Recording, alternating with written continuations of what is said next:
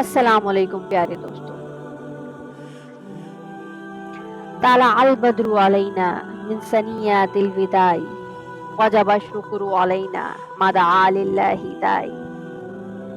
اللہ اللہ، کیا عجیب منظر ہے! رسول کریم صلی اللہ علیہ وآلہ وسلم کی سواری لوگوں کے درمیان سے کس باوقار انداز سے گزر رہی ہے۔ مشتاق نگاہیں خوشی کے آنسو بہا رہی ہیں، دلوں میں شوق دیدار انگڑائیاں لے رہا ہے، لبوں پر دل آویز مسکراہٹیں پھیلی ہوئی ہیں۔ لیکن حضرت عقبہ بن عامر رسول کریم صلی اللہ علیہ وآلہ وسلم کے استقبال کی سعادت حاصل نہ کر سکے، کیونکہ یہ آپ کی آمد سے پہلے بکریاں چرانے جنگل کی طرف روانہ ہو چکے تھے، اس لیے کہ مدینہ منورہ میں بکریاں چرانے کے لیے کوئی خاص انتظام نہ تھا۔ خطرہ تھا کہ کہیں بکریاں بھوک کی وجہ سے ہلاک نہ ہو جائیں۔ اس دنیا فانی میں یہی بکریاں ان کی کل کائنات تھی۔ لیکن رسول اللہ صلی اللہ علیہ وآلہ وسلم کی تشریف آوری کا چرچا صرف مدینہ طیبہ میں ہی محدود نہ رہا، تھوڑے ہی عرصے میں مدینے کے قرب و جوار کی وادیوں میں آپ کے تشریف لانے کی خبر پھیل گئی۔ یہ خوش کن خبر حضرت عقبہ بن عامر کو بکریاں چراتے ہوئے جنگل میں ملی۔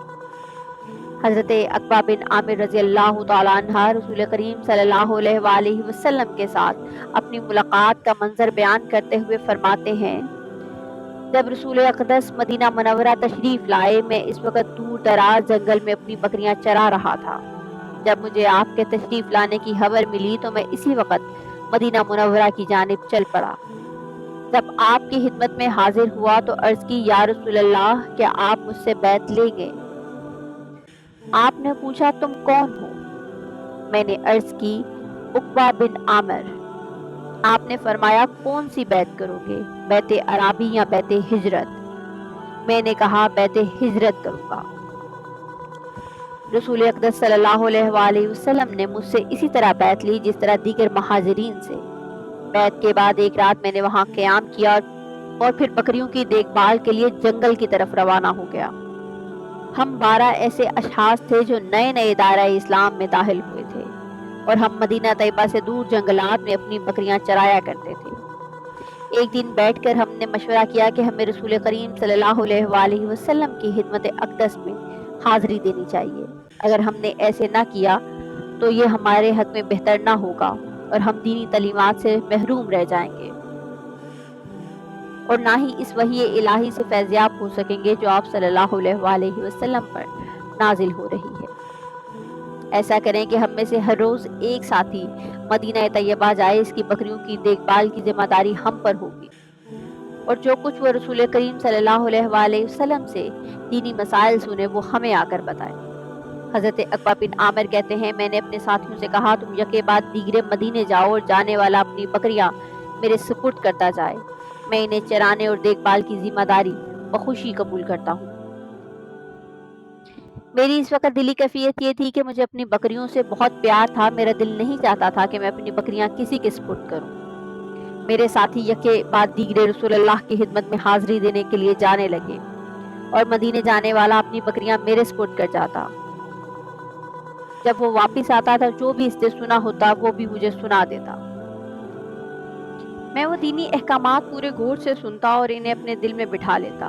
کچھ عرصے کے بعد میرے دل میں خیال آیا کہ بڑے افسوس کی بات ہے، کیا میں ان بکریوں کی وجہ سے رکا ہوا ہوں؟ کیا میں ان دنیاوی مال و متاع کو رسول اللہ کی محبت پر ترجیح دے رہا ہوں؟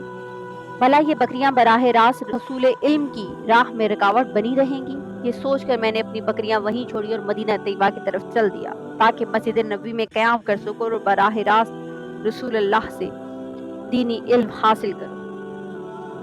حضرت عقبہ بن عامر رضی اللہ تعالیٰ عنہ نے جب اپنی بکریوں کو خیر آباد کہہ کر جوار رسول میں اپنی بقیہ زندگی گزارنے کا عزم کیا تھا تو ان کے وہم و گمان میں بھی نہیں تھا کہ آگے چل کر صحابہ کرام میں یہ بہت بڑے عالم، فاضل، قاری، فاتح اور ایک کامیاب گورنر کی حیثیت سے معروف ہوں۔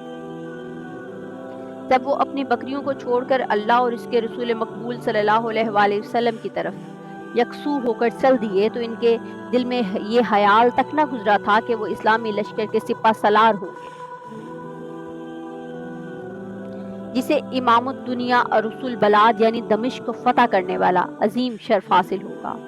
اور وہ دمشق کے مشہور دروازے باب توما کے نزدیک سرسبز و شاداب باغات میں بنے ہوئے ایک عالی شان گھر میں سکونت پذیر ہوں گے۔ یہ بات ان کے تصور ہی میں نہ تھی کہ آگے چل کر ان کا شمار ان قائدین میں ہوگا جنہیں سرسبز و شاداب مصر کو فتح کرنے کی سعادت نصیب ہو، اور بالآخر بحیثیت شاہ مصر جبل مقتحم کی چوٹی پر ایک خوبصورت بنگلے میں رہائش پذیر ہوں گے۔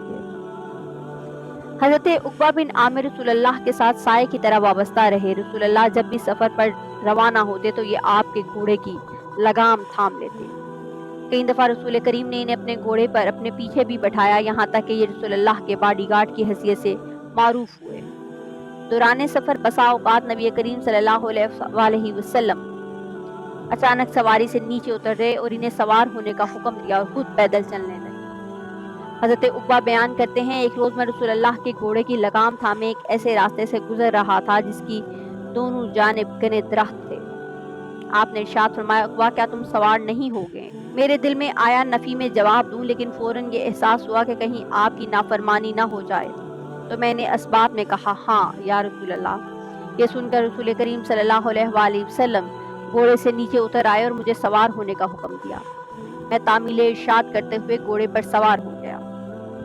آپ پیدل چلنے لگے۔ میں یہ منظر برداشت نہ کر سکا تو فوراً گھوڑے سے نیچے اتر آیا اور عرض کی، یا رسول اللہ آپ ہی سوار ہوں، میں یہ برداشت نہیں کر سکتا کہ میں سوار ہوں اور آپ پیدل چل رہے ہوں۔ اس کے بعد آپ سوار ہو گئے۔ پھر آپ نے ارشاد فرمایا، عقبہ کیا میں تجھے دو ایسی صورتیں نہ سکھلاؤں جس کی کوئی مثال نہیں ملتی؟ تو آپ نے مجھے قل اعوذ برب الفلق اور قل اعوذ برب الناس پڑھ کر سنائی۔ پھر نماز پڑھی تو اس میں بھی آپ نے انہی دو صورتوں کی تلاوت کی اور فرمایا کہ ان دو صورتوں کو سوتے اور بیدار ہوتے وقت پڑھ لیا کرو۔ حضرت عقبہ فرماتے ہیں، میں نے ان دو صورتوں کی تلاوت کو معمول بنائے رکھا۔ حضرت عقبہ بن عامر نے اپنی تمام تر زندگی کا محور علم اور جہاد کو بنا لیا۔ جہاں تک میدان علم کا تعلق ہے تو اس سلسلہ میں یہ رسول اللہ کے تر و تازہ میٹھے اور صاف و شفاف علمی چشمے سے سیراب ہوئے، جس کی وجہ سے انہیں قاری، محدث، فقیہ، ماہر عالم میراث، ادیب، فصیح البیان، مقرر اور شاعر ہونے کا شرف حاصل ہوا۔ قرآن مجید نہایت دلسوز آواز میں پڑھا کرتے تھے۔ جب رات پرسکون ہو جاتی، دنیا کی چہل پہل تھم جاتی تو یہ پرسوز آواز میں قرآنی آیات کی تلاوت شروع کر دیتے، جسے سن کر صحابہ کی آنکھوں سے بے اختیار آنسو جاری ہو جاتے اور خشیت الہی سے ان کے دل میں لرزہ طاری ہو جاتا۔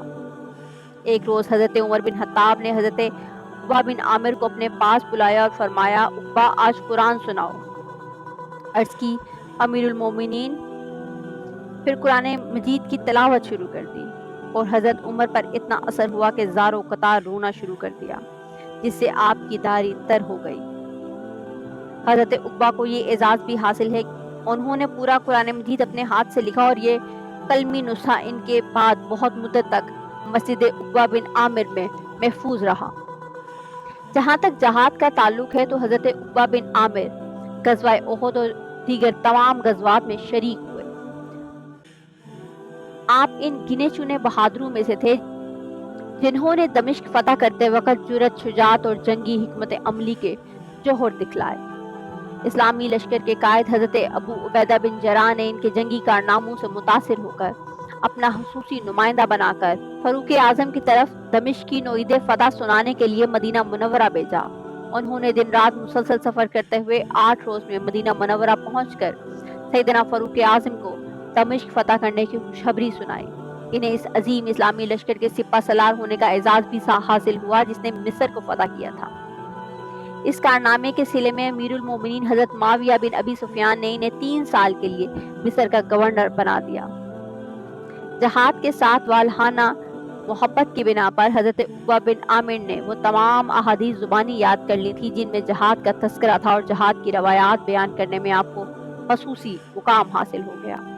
یہ تیر اندازی میں بڑے ماہر تھے۔ جب کبھی بھی کھیل کا شوق دل میں پیدا ہوتا تو تیر اندازی کر کے اپنا دل بہلاتے۔